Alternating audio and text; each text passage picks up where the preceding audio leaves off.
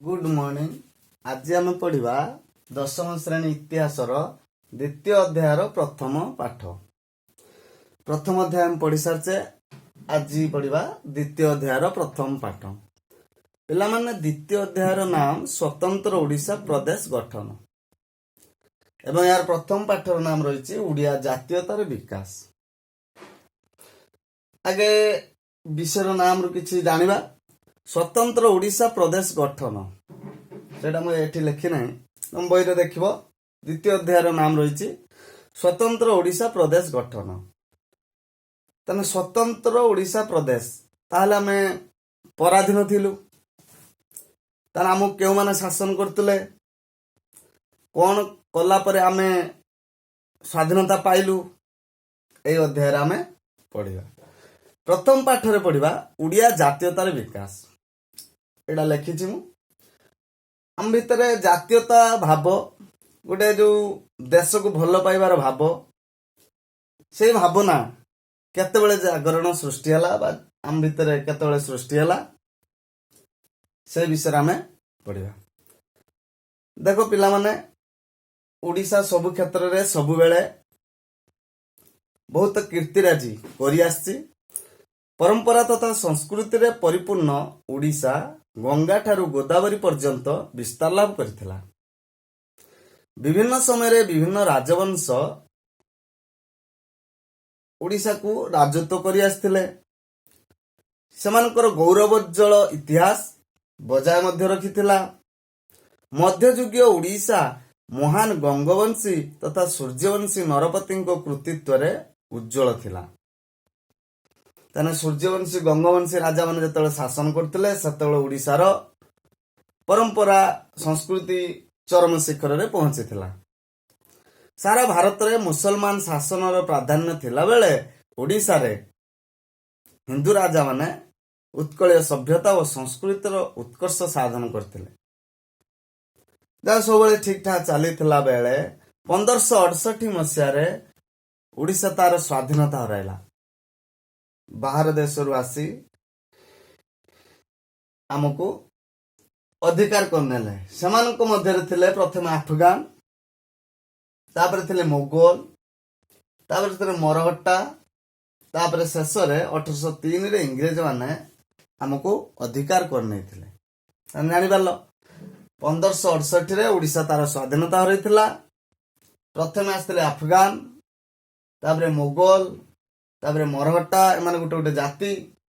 ए जाति आसिकी आमको अधिकार करी शासन करथिले एवं शेष रे 1803 रे इंग्रेज मानक शासन बेसी दिन तिष्ठि रहिथिला। जाओ सेतबेले आम भितर कौन थिला, चेतना बेसी नथिला। आमे दुनिया विषय बेसी किछि जानि नथिलु, जा फल रे एमान कथार आमे चलीथिलु। से माने हमहु शासन करथिले। कोनोसी परिस्थिति एमिति पड़िला जा फल रे आमे जानि पारलु सेमानकर भावधारा चिंताधारा सब विषय रे आमे जानि पारलु। प्रथम घटना घटिथिला जेटा कि 1866 9 को दुर्भिक्ष। देखो पिला माने, तमे एमिति घर सब काम करछो, ठीक ठीक चलीची, तुमको कहले मध्य केतळे केतळे तमे घर को हेल्प करुछ, किंतु सबले करू नथिबो। मने कर तम मानकर जो माने घर काम करूचंती ताकर देह खराब हेला, तुमको काम करिया पई पड़िबो कि नाही? निश्चित करिवो। सेही परि भाबरे जतेबेले नौक दुर्भिक्ष पड़िला सेतळे इंग्रेज माने शासन करचंती। आम पाखरे खाया पई बहुत माने धन संपत्ति थिला बा अन्न थिला, किंतु शासन मुख्य दायित्व इंग्रेज मान थिबारु लोक मानक पाखरे किछि पहुंची पारि नथिला। ए दुर्भिक्ष बेले जो माने शासन दायित्व रे थिले से माने शासन परिचालना ठीक भाबरे करि पारले नाही। जा फल रे ओडिशा लोक माने, बुद्धिजीवी माने, शिक्षित लोक माने चिंता कले जदि हम शासन व्यवस्था रे किछि परिवर्तन करा जिवो, मुख्य लोक मानक जदि परिवर्तन करा जिवो, ताने किछि गुटिए हेई पारिबो। तेणु सेठू आम भीतर गोटे जातीयता रो जो एकता भाव गोटे सृष्टि हला। ଶିକ୍ଷିତ ଯୁବଗୋଷ୍ଠୀ ଏକ ନୂତନ ଓଡ଼ିଶାର ନିର୍ମାଣ ପାଇଁ ସ୍ୱପ୍ନ ଦେଖିଲେ। ଏହା ନବଜାଗରଣକୁ ଅଧିକ ତ୍ୱରାନ୍ୱିତ କରିଥିଲା ଏବଂ ଏହା ବିଭିନ୍ନ କାରଣ ପାଇଁ ହୋଇଥିଲା। ବୁଝିପାରିଲ? ସେ ବିଭିନ୍ନ କାରଣ, ଏଠି 5ଟି କାରଣ ରହିଛି। କାହିଁକି ତମମାନେ ଗୋଟେ ନୂଆ ଓଡ଼ିଶା ଦେଖିବା ପାଇଁ ସ୍ୱପ୍ନ ଦେଖିଲ ବା ତମମାନଙ୍କ ଭିତରେ କାହିଁକି ଗୋଟେ ଜାଗରଣ ସୃଷ୍ଟି ହେଲା, ତାର 5ଟି କାରଣ ରହିଛି। ଏକରେ ଓଡ଼ିଶାରେ ଶିକ୍ଷାର ପ୍ରସାର। ଯେତେବେଳେ ଆମ ଭିତରେ ଶିକ୍ଷାର ପ୍ରସାର ଘଟିଲା ବା ଆମେ ଯେତେବେଳେ ପାଠ ପଢିଲେ, ଆମେ ଦୁନିଆ ବିଷୟରେ ଜାଣିଲେ, ସେମାନଙ୍କର ଗତିବିଧି, ଆମକୁ ଯେଉଁମାନେ ଶାସନ କରୁଥିଲେ ସେମାନଙ୍କର ଗତିବିଧି ସମ୍ପର୍କରେ ଜାଣିଲେ, ତେଣୁ ଆମେ ଏକତ୍ରିତ ହୋଇ ତାଙ୍କ ସହ ଲଢ଼ିବା ପାଇଁ ଆଗେଇଲେ। 2ରେ ଓଡ଼ିଆ ଭାଷା ସାହିତ୍ୟ ସମ୍ବାଦପତ୍ରର ବିକାଶ। ତାପରେ ସେତେବେଳେ କ'ଣ ହେଇଥିଲା ନା, ଆମେ ଭାଷା ଯୋଉ କହୁଛେ ଆଞ୍ଚଳିକ ଭାଷାରେ ସୀମିତ ରହୁଥିଲା। ଆମ ଏ ଅଞ୍ଚଳର କଥା ସେ ଲୋକ ଜାଣିପାରୁନଥିଲେ, ଅନ୍ୟ ଅଞ୍ଚଳର ଲୋକ ଜାଣିପାରୁନଥିଲେ। ଏଠି ଯଦି ଆନ୍ଦୋଳନ ହେଲା ଆଗକୁ ବା ଆଗ ଅଞ୍ଚଳରେ କ'ଣ ହଉଛି କିଛି ଜଣା ପଡୁନଥିଲା। ସେତେବେଳେ ସାହିତ୍ୟ ସମ୍ବାଦପତ୍ରର ପ୍ରସାର ଘଟିଲା, ବିକାଶ ଘଟିଲା, ଯାହା ଫଳରେ ସମସ୍ତେ ଏକତ୍ରିତ ହେଇକି କାମ କରିବା ପାଇଁ ଗୋଟେ ସୁଯୋଗ ସୃଷ୍ଟି ହେଲା। ବିଭିନ୍ନ ଅନୁଷ୍ଠାନ ଗଠନ। 3 ନମ୍ବର ରହିଛି ବିଭିନ୍ନ ଅନୁଷ୍ଠାନ ଗଠନ। ସେତେବେଳେ ସେମାନେ ଅନୁଷ୍ଠାନ ଗଠନ କଲେ। ଅନୁଷ୍ଠାନ ଦ୍ୱାରା ଏ ଯୋଉ ଜାତୀୟତାର ଭାବକୁ ଆଗେଇଲେ। ବିସ୍ତୃତ ଭାବରେ ପଢିବା, ଆମେ ଖାଲି ପଏଣ୍ଟ ବର୍ତ୍ତମାନ ଟିକେ ଆଲୋଚନା କରିଦେବା। ଧାର୍ମିକ ନବଜାଗରଣ। ସେତେବେଳେ କିଛି ବୁଦ୍ଧିଜୀବୀ ଲକ୍ଷ୍ୟ କଲେ ଯେ ସମସ୍ତେ ଏକତ୍ରିତ ହବା ସମ୍ଭବପର ନୁହେଁ, ତେଣୁ ସେମାନଙ୍କୁ ଗୋଟିଏ ଧର୍ମ ଅନୁସାରେ ଯଦି ଏକତ୍ରିତ କରାଯାଏ ସେମାନେ ଏକତ୍ରିତ ହେଇପାରିବେ। ତେଣୁ ଧାର୍ମିକ ନବଜାଗରଣ ମଧ୍ୟ ସେତେବେଳେ ଦେଖାଯାଇଥିଲା। ଆଉ ଲାଷ୍ଟରେ ଇଂରେଜ ମାନଙ୍କ ଜନହିତକର କାର୍ଯ୍ୟ। ସେମାନେ ସିନା ଆମକୁ ଶାସନ କରୁଥିଲେ, କିନ୍ତୁ ସେମାନେ ମଧ୍ୟ ଆମ ପାଇଁ କିଛି ଜନହିତକର କାର୍ଯ୍ୟ, ଆମର ଉପକାର ପାଇଁ କିଛି କାର୍ଯ୍ୟ କରିଥିଲେ, ଯାହାଫଳରେ ଆମେ ଏକ ଜାତୀୟତାରେ ରହିପାରିଲୁ ଆଉ ଦେଶ ପ୍ରେମରେ ଉଦ୍ବୁଦ୍ଧ ହୋଇପାରିଲୁ। ଆମେ ଜାଣିପାରିଲୁ ତାଙ୍କର କ'ଣ ରହିଛି, ଆମକୁ ଶାସନ କରିବାର ପଛରେ କ'ଣ ତାଙ୍କର ସ୍ୱାର୍ଥ ରହିଛି। ବୁଝିପାରିଲ ପିଲାମାନେ?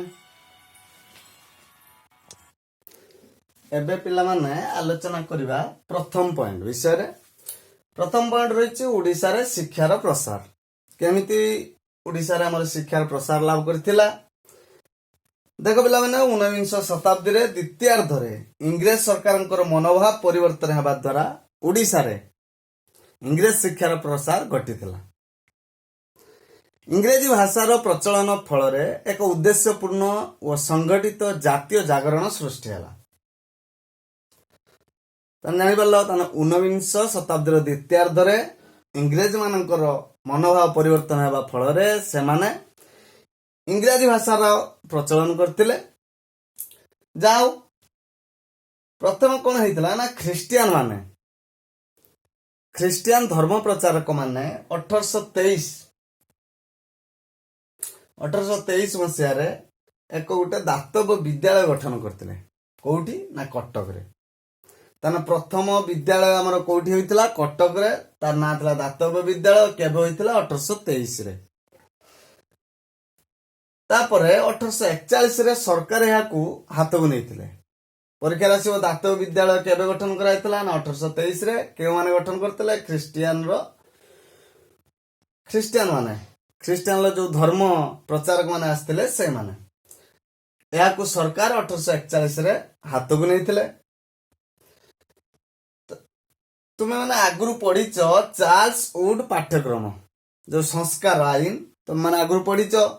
ସେଇଟା 1854ରେ ପ୍ରଣୟନ କରାଯାଇଥିଲା, ଯାହାଫଳରେ ଶିକ୍ଷା କ୍ଷେତ୍ରରେ କିଛି ପରିବର୍ତ୍ତନ ହୋଇଥିଲା। ସେଇ ପରିବର୍ତ୍ତନର ଫଳରେ କ'ଣ ହେଇଥିଲା ନା, 1857ରେ କଲିକତାରେ ଗୋଟେ ବିଶ୍ୱବିଦ୍ୟାଳୟ ପ୍ରତିଷ୍ଠା କରାଯାଇଥିଲା। ପରୀକ୍ଷାରେ ଆସିବ, କଲିକତାରେ ବିଶ୍ୱବିଦ୍ୟାଳୟ କେବେ ପ୍ରତିଷ୍ଠା କରାଯାଇଥିଲା? ନା 1857ରେ। এই କଲିକତାର ବିଶ୍ୱବିଦ୍ୟାଳୟ ପ୍ରତିଷ୍ଠା ପରେ ପରେ 1858 ବେଳକୁ ଓଡ଼ିଶାରେ ତିନୋଟି ସଦର ମହକୁମାକୁ ମିଶାଇ टोटाल 33 विद्यालय थिला बुझिपारल आउ थरे कहि देछु माने 1857 रे कलिकता विश्वविद्यालय प्रतिष्ठा हला 1858 बेलकू 3टी सदर महकुमा रो विद्यालय को मिसाई मोट 33 विद्यालय ओडिसा रे थिला तने 1858 बेलकू ओडिसा रे केतेटी विद्यालय थिला ना 33 विद्यालय थिला ताले पिला माने हमें जानिले पुरी कटक बालेश्वर सदर महकुमा को मिसाई टोटाल 33 विद्यालय थिला ता भितरे सरकारी साहाय्य प्राप्त विद्यालय मध्य रहिथिला तापरे कोन हैला पिला माने ना 1867 मसिया रे कटक जिला स्कूल सदर महकुमा 3टी थिला बालेश्वर जो विद्यालय हितरा ताको बालेश्वर जिला स्कूल कुआ जाउछु पुरी रे जेउटा थिला पुरी जिला स्कूल एवं कटक रे जेटा थिला कटक जिला स्कूल थिला सेही कटक जिला स्कूल 1867 मसिया रे ताको उच्च माध्यमिक विद्यालय बा इंटरमीडिएट महाविद्यालय कर दिया गला बुझिपालो तने कटक जिला स्कूल को उच्च माध्यमिक विद्यालय बा इंटरमीडिएट महाविद्यालय केबे करा गला ना 1867 मसिया रे माने +2 कर दिया गला बुझिपालो